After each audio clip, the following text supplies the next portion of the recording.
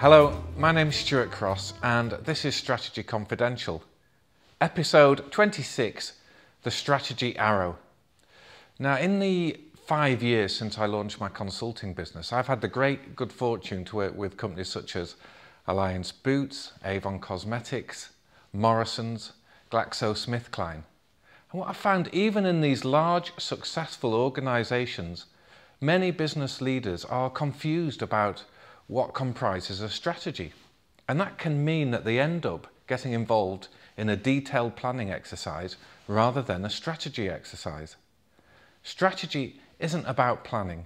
Strategy is about setting a clear, compelling direction for your business that will help you accelerate growth and improve performance. Now, in my new book, I've written a new book called The CEO Strategy Handbook. And in there, one of the key tools that I share is the strategy arrow. And the strategy arrow, which I've pictured here, breaks down a strategy into 4 elements. And the 4 elements are these. The first is to have a clear number 1 goal. That is the point of your arrow. Many organisations are overburdened with goals and objectives. But what is it that is your number 1 goal? Back in about 2006, BSkyB really accelerated their strategy and their growth when they decided that their number 1 goal was to grow the number of their subscribers from 6 million to 10 million by the year 2010. That really helped crystallise what they needed to do, what activities would be on strategy and what activities would be off strategy. So what's the same for your business? What is, amongst all the goals you have, what is your number 1 goal? Now, the point of the strategy is supported by 2 other elements. The first is deciding where you play. What is your playing field? What is your business scope? This can be broken down into a few different elements again. The first is, who are your primary target customers? The second is, what products and services are you offering them? The third is, what are the channels through which you are reaching those customers with your products and services? And the fourth is, what's your geographical reach? Can you define that for your business as it stands today? And can you define it for where you want your business to be in 2 or 3 years' time? That will start to give you a sense of the changes that need to be made in order to deliver the strategy and achieve your goal. So that's the second element. The third element is to decide how you will win, what you will be famous for, how you're going to beat the competition and become magnetically attractive to your customers. This can seem like quite a daunting question to answer, but there are really only 5 types of ways that organisations win. And you have to choose what kind of leader you want to be.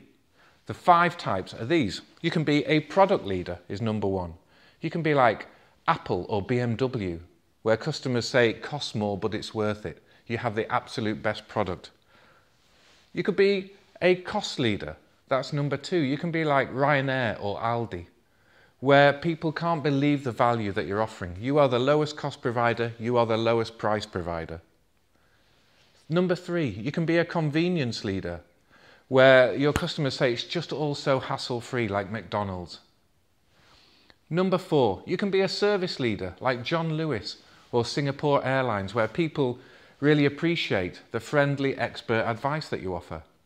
And number 5, you can be a solutions leader. You can be like IBM or McKinsey, where you create bespoke, customized solutions for your customers.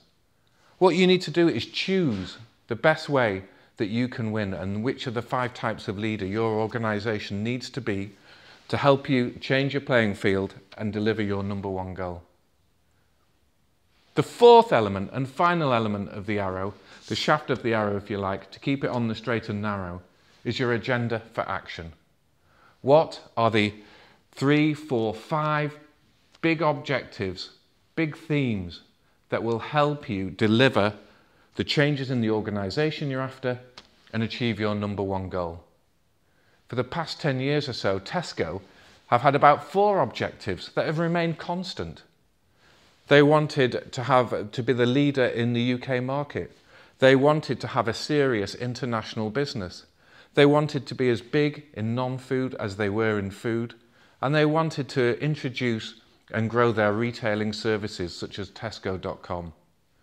These objectives created the focus and the consistency for that organisation to dramatically grow and become one of the UK's largest businesses.